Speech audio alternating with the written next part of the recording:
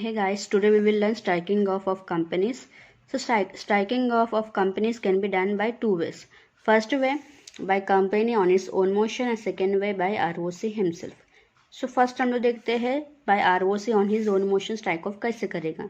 This is given under section 248 of the Companies Act. तो कौन से केसेस में ROC कंपनी को स्ट्राइक ऑफ करेगा ऑन हिज ओन मोशन वो हम लोग देखते हैं. फर्स्ट वाला केस ROC ने COI इशू किया, सर्टिफिकेट ऑफ इनकॉर्पोरेशन इश्यू करने के 1 ईयर तक कंपनी ने कोई बिजनेस स्टार्ट नहीं किया, तो उस केस में ROC कंपनी को स्ट्राइक ऑफ कर देगा. सेकेंड वाला केस क्या होता है, कंपनी चल तो रहा था, COI इशू करने के बाद चल तो रहा था, लेकिन पिछले 2 साल में कंपनी में कोई भी ऑपरेशन नहीं है, कंपनी अपने बिजनेस कैरी ऑन नहीं कर रहा है एंड कंपनी ने डोरमेंट स्टेटस के लिए अप्लाई भी नहीं किया, तो उस केस में भी ROC कंपनी को स्ट्राइक ऑफ कर सकता है. एंड थर्ड वाला केस क्या बोलता है कि COI जब हम लोग मेमोरेंडम ऑफ एसोसिएशन ROC के साथ फाइल करते हैं, तो मेमोरेंडम ऑफ एसोसिएशन में मेंशन करते हैं कि कितने लोग कितना शेयर्स को सब्सक्राइब करेंगे. तो वो सब मेंशन करने के बाद 180 डेज के अंदर 180 COI इशू करने के 180 डेज तक उन लोगों ने कुछ भी सब्सक्राइब नहीं किया एंड उसको डिक्लेरेशन भी फाइल नहीं किया ROC के साथ, तो उस केस में भी ROC कंपनी को स्ट्राइक ऑफ कर सकता है. एंड लास्ट वाला केस क्या है कि ROC खुद कंपनी में आके चेक करता है, फिजिकल वेरिफिकेशन करता है. फिजिकल वेरिफिकेशन में ROC को पता चलता है कि भाई कंपनी में कुछ भी काम चल नहीं रहा है, तो उस केस में भी ROC कंपनी को स्ट्राइक ऑफ कर सकता है. अब ROC को स्ट्राइक ऑफ करना है तो पहले ROC डायरेक्टली स्ट्राइक ऑफ नहीं करेगा, पहले नोटिस देगा डायरेक्टर्स ऑफ कंपनी को इन द फॉर्म STK1 फॉर्म में पहले डायरेक्टर्स को नोटिस देगा कि भाई मैं तुम्हारा कंपनी को स्ट्राइक ऑफ कर रहा हूँ, और ये एक्सपेक्ट करेगा कि 30 डेज के अंदर अंदर डायरेक्टर्स उनको रिप्रेजेंटेशन दे, मतलब रिप्रेजेंटेशन कि हम लोग ROC वो कंपनी को स्ट्राइक ऑफ क्यों ना करे, उस चीज़ के रिलेटेड लोग को रिप्रेजेंटेशन देने का टाइम देगा ROC 30 डेज का. 30 डेज के अंदर उनको रिप्रेजेंटेशन देना है with copies of relevant document भी सबमिट करना है, रिप्रेजेंटेशन भी देना है, वो भी 30 डेज के अंदर.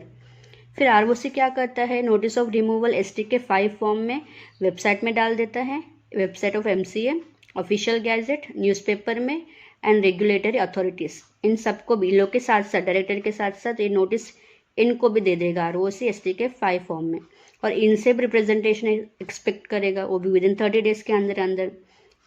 अभी इन लोग को भी नोटिस दे दिया, इन लोग को भी नोटिस दे दिया, इस लोग को नोटिस STK1 फॉर्म में दे दिया और इन लोग को नोटिस STK5 फॉर्म में दे दिया, और 30 डेज का टाइम दोनों को दे दिया.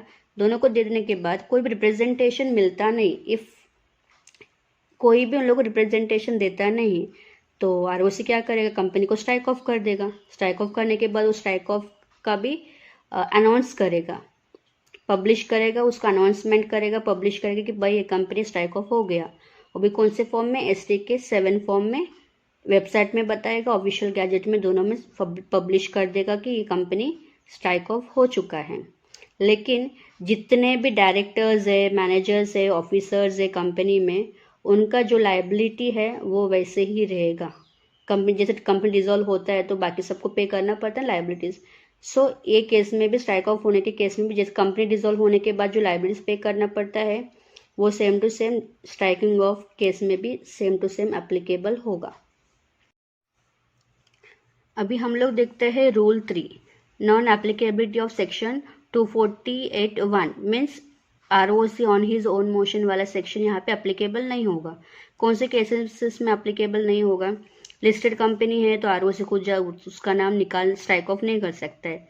डिलिस्टेड कंपनी, सेक्शन 8 कंपनी, जो company fail to file returns with ROC stock exchanges preceding 2 financial year में कोई भी रिटर्न्स फाइल नहीं किया, जिसका रजिस्टर्ड एड्रेस कुछ है ही नहीं, कोई उसका डायरेक्टर्स नॉट ट्रेसेबल है, मतलब उन लोग का डायरेक्टर्स का पता नहीं चल रहा है, inspections investigations pending in the court, prosecuted as per section 234, non compoundable offence pending, default in payment of public deposits and interest, satisfaction of charges pending, ये सब केसेस में ROC on his own motion company को strike off नहीं कर सकता है. अभी हम लोग देखते हैं company on his own motion. This is given under section 248 subsection 2. Company को on his own motion striking off के लिए एप्लीकेशन करना है तो प्लस उसको चेक करना पड़ेगा भाई कंपनी ने AOC for that is related to financial statement, AOC for XBRL annual return that is in the form MGT7 file किया कि नहीं किया। अगर इसमें कुछ डिफॉल्ट है तो ऑफकोर्स कंपनी स्ट्राइक ऑफ के लिए एप्लीकेशन नहीं दे सकती। अब इसमें कोई डिफॉल्ट नहीं है तो कंपनी क्या करेगी, ROC को एप्लीकेशन देगी STK2। ऑफकोर्स एप्लीकेशन देने से पहले SR पास करना पड़ेगा, SR जिसमें 75% पेड अप शेयर कैपिटल का कंसेंट मिलना ही चाहिए। तो SR पास किया, SR पास करने के बाद कंपनी ROC को फाइल करेगी इन the form STK2 that is certified by PCA, PCS and PCMA along with the fees of 10,000। अब ये फॉर्म के साथ साथ कंपनी को indemnity bond of every director in the form STK3, affidavit by every director STK4 in the form STK4, statement of accounts in the form STK8 not earlier than 30 days after certified by PCA। PCA ये जो application दे रहे हैं ना, application के 30 days के पहले तक का जितने भी है सब कुछ उसको स्टेटमेंट ऑफ अकाउंट सब is in the form STK8 में फाइल करना पड़ेगा। एंड कॉपी ऑफ SR, वही जो हम लोग पास किया था ना SR, वो कॉपी ऑफ SR भी कंपनी को फाइल करना पड़ेगा। एंड पेंडिंग ऑफ लिटिगेशन कुछ है कि नहीं है वो भी फाइल करना पड़ेगा। Non objection certificate from NBFC non banking financial companies, insurance company, certificate capital market intermediaries, housing financial companies, investment companies, asset management companies, ये सब के साथ ये सब का NOC लेना पड़ेगा। ये सब का NOC भी ROC के साथ फाइल करना पड़ेगा अलॉन्ग विथ STK2। क्या क्या देखा था हम लोगों ने, STK2 के साथ indemnity bond of every director, affidavit of every director, statement of accounts, copy of SR, pending कुछ लिटिगेशन पेंडिंग है क्या उसका भी सर्टिफिकेट, NOC, ये सब कंपनी को STK2 फॉर्म के साथ फाइल करना ही पड़ेगा। अगर ROC ने सेक्शन 248(1) में एक्शन इनिशिएट किया तो company on its own motion 248 subsection 2 में STK2 फॉर्म फाइल नहीं कर सकते। एक बार सेक्शन 248(1) में एक्शन इनिशिएट हो गया तो सेक्शन 248(2) में एक्शन इनिशिएट नहीं हो सकता है। अब हम लोग देखते हैं rule 7 manner of publication of notice. जो हम लोग ने देखा था सेक्शन 248(1) में जो देखा था ना, जैसे ROC ने पब्लिकेशन दिया था ऑफिशियल गैजेट में, वो सब भी यहाँ पे भी आए, यहाँ पे भी सेम टू सेम आएगा, लेकिन फॉर्म नंबर चेंज होगा, फॉर्म नंबर STK6। एक बार स्ट्राइक ऑफ हो गया तो COI stand cancel, certificate of incorporation stand cancel and date fixed for realising assets and discharge the liabilities. Now we will see section 249, that is restriction on making application under section 248 section 248 के अंदर हम लोग application नहीं दे सकते। कौन से cases में, या तो ROC स्ट्राइक ऑफ कर सकते हैं, ना तो company on his own motion strike off कर सकते हैं फॉलोइंग केसेस में। फर्स्ट वाला केस के पिछले 3 महीने में, द प्रीवियस 3 months कंपनी ने अपना नाम चेंज किया होगा तो ये सेक्शन 248 में हम लोग एप्लीकेशन नहीं दे सकते, कोई भी, ना ROC ना कंपनी। रजिस्टर्ड ऑफिस शिफ्ट हो गया from one state to another state, company का कोई भी प्रॉपर्टी डिस्पोज हो गया पिछले 3 महीने, कंपनी को वाइंडिंग अप का ऑर्डर पास किया ROC ने। एप्लीकेशन टू ट्रिब्यूनल फाइंडिंग, मतलब कॉम्प्रोमाइज मैनेजमेंट के लिए एप्लीकेशन दिया था ट्रिब्यूनल को, अभी भी पेंडिंग है, उस केस में भी सेक्शन 248 के अंदर एक्शन नहीं ले सकते। और एक केस क्या है, एनी एक्टिविटी कैरिड ऑन, मतलब इसके अलावा एप्लीकेशन देने के अलावा कंपनी ने कोई काम में एंगेज्ड है, वो काम अभी भी चल रहा है, जब काम चल रहा है तो भी सेक्शन 248 के अंदर कंपनी या ROC एक्शन इनिशिएट नहीं कर सकता है। अगर एक्शन इनिशिएट किया है तो कंपनी को 1 लाख का पेनल्टी लगेगा। If this things come to notice of the ROC after application then withdrawn और रिजेक्शन, मतलब ये सब कंपनी ने जानबूझ के किया है तो कंपनी को पेनल्टी लगेगा 1 लाख का।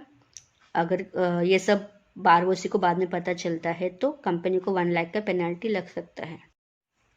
Now we will see section 251, that is fraudulent application for removal of name. Fraudulently नाम को रिमूव करना चाहते हैं, क्यों? अपने लायबिलिटीज़ को छुपाने के लिए, क्रेडिटर्स को डिसीव करने के लिए, फ्रॉड करने के लिए, कुछ भी रीज़न हो सकता है। किसी भी रीज़न के वजह से फ्रॉडुलेंटली अपना नाम रिमूव करना चाहता है तो ROC को बाद में पता चलेगा या अभी पता चलते हैं तो ROC can initiate action under section 447, that is fraud वाला केस में उन लोग को डाल सकता है।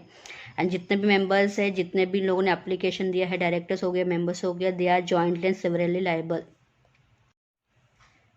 सेक्शन 250 क्या बोलता है? एक बार स्ट्राइक ऑफ हो गया कंपनी तो ये माना जाएगा cease to operate as a company, company बंद हो जाएगा। And COI deem to be cancelled, certificate of incorporation deem to be cancelled. Now we will say section 252 that is application to tribunal. Application क्यों देगा tribunal को? For restoration of the name of the company. एक बार strike off हो चुका है, strike off होने के बाद अगर कोई भी एग्रीव्ड पार्टी है, एग्रीव्ड पर्सन है, उनको लगता है कि कंपनी का नाम निकालने ही देना चाहिए तो उस केस में they can appeal to tribunal for restoring the name of the company. कैसे? विद इन द 3 ईयर्स, जब ऑर्डर पास हुआ विद इन 3 ईयर्स वो NCLT को अप्लाई कर सकते हैं in the form NCLT 9 with the DD demand of 1000 rupees and document, जो document चाहिए, डॉक्यूमेंट दैट कंपनी अभी भी चल रहा है, active documents proving active status of the company, NCLT form 9 में with DD of 1000 along with the documents proving that the company is active। वो भी कितने? With in 3 years, strike off होने के 3 ईयर्स के अंदर NCLT को अप्लाई करना पड़ेगा। तो NCLT ROC को भी एक अपॉर्चुनिटी देगा, अपॉर्चुनिटी ऑफ बीइंग हर्ड देगा, देने के बाद वो कंपनी को रिस्टोर, मतलब कंपनी का नाम रिस्टोर कर सकता है। सेम थिंग फॉर ROC भी ट्रिब्यूनल को एप्लीकेशन दे सकता है for restoration of the name. अब NCLT ने जो भी ऑर्डर दिया है that should be filed with ROC within 30 days of passing an order. Application to NCLT for restoration of the name of the company, या तो company देगा restore के लिए एप्लीकेशन, या कंपनी को कोई मेंबर देगा, कंपनी का क्रेडिटर देगा, या कंपनी का वर्कमैन। वो भी कभी? With in 20 years from the publication official gazette. Official gazette publish करने के 20 ईयर्स के अंदर उन लोग एप्लीकेशन दे सकते हैं।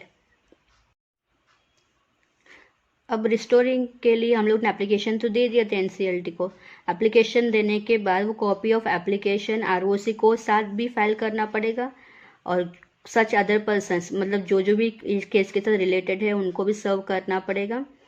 वो भी कितने दिन के पहले? 14 days before the date fixed for the date of hearing date के 14 days के पहले नोटिस सर्व करना पड़ेगा ROC को एंड द मेंबर्स कंसर्न को।